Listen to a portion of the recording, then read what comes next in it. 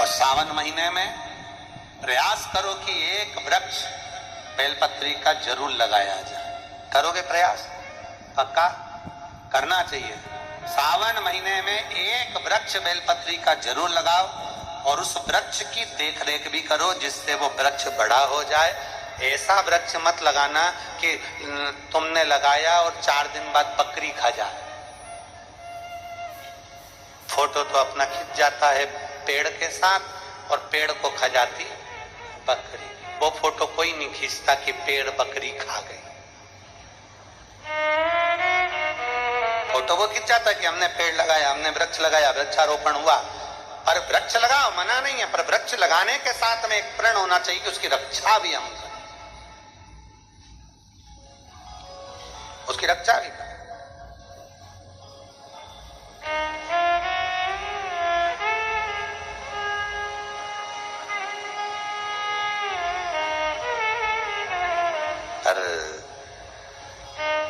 जितने लगाने वाले हैं ना उससे दुगने वो अभी गुरु पूर्णिमा की कथा थी सीहोर में, तो वहां एक मुंबई की एक दीदी आई थी। वो जोड़ा दोनों पति पत्नी का, वो हर कथा में यजमान बनते हैं, वो आगे बैठे हुए थे और जमीन पे बैठ के वो श्री शिवाय नमस्तुभ्यम बोलते हैं। अपने टीवी पे उसको देखा भी।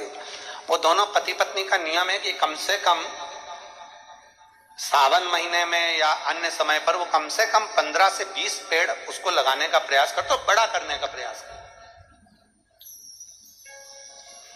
पर वो बता रहे थे, गुरुजी हम बेलपत्री का पेड़ लगाकर आते हैं और कोई पूरा की पूरा गमला की गमला ही उठा के बेलपत्री का ले जाता। हम लगाते और वो उठा के ले जाते। अब करें तो करें क्या? तो हमने उनसे कहा कि तुम एक काम करो, ऐसी जगह पर लगाओ जहां पर बेलपत्री का पेड़ कोई लेकर ना जाए। तो फिर उन्होंने कहा कि हम कहाँ लगाएं, आप बात बताओ। तो हमने कहा जरूरी नहीं है कि बेलपत्री का ही लगाओ, तुम कोई दूसरा भी लगा दो, कोई लेकर नहीं जाएगा, वृक्ष तो लगाओ। तो उन्होंने कहा कहाँ लगाए? हमने कहा तुम शमशान में लगाया।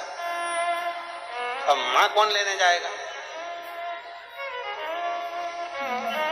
और आधा तो लोगों को वैसे ही भय रहता है कि शमशान से लाया, और पत्नी को मालूम पड़ जाए शमशान से पेड़ लिया है, तो तुम शमशान में लगा दो।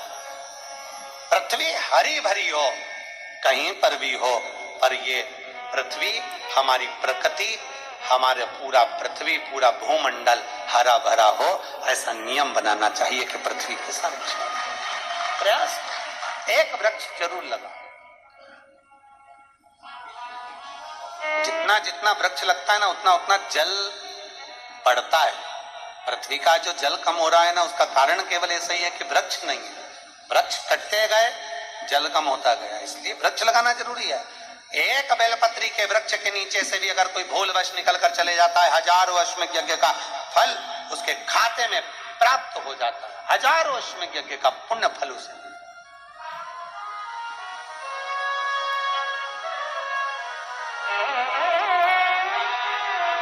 हमसे कई लोग कहते हैं, गुरुजी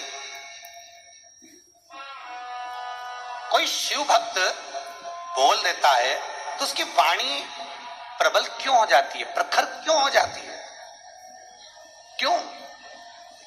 ये बेलपत्र होता है ना शंकर जी पे चढ़ा हुआ, इस बेलपत्र को जब आप खाते हैं, शंकर पर चढ़ा हुआ बेलपत्र जब आप खाते हैं, उदर में वो बेलपत्र जब जाता है, दुनिया के लोगों को लगता है कि हमने औषधि खाई है।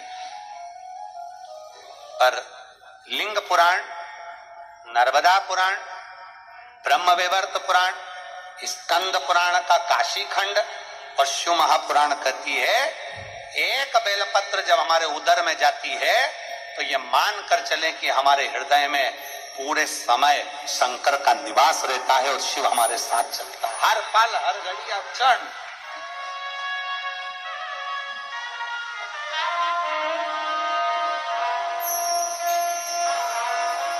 हर पल हमारे साथ शिव है।